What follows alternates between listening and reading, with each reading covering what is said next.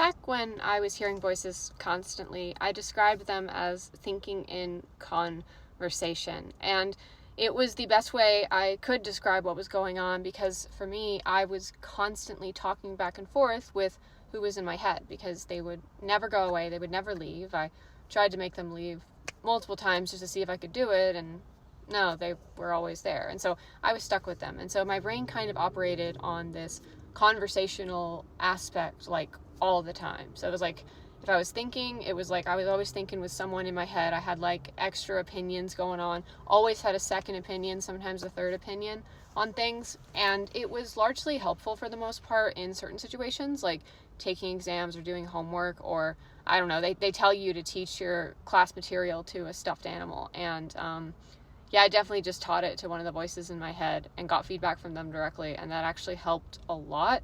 But it was like my life was just kind of this endless conversation in my head, and I would sometimes talk back out loud, but it was mostly internal and it was mostly quiet.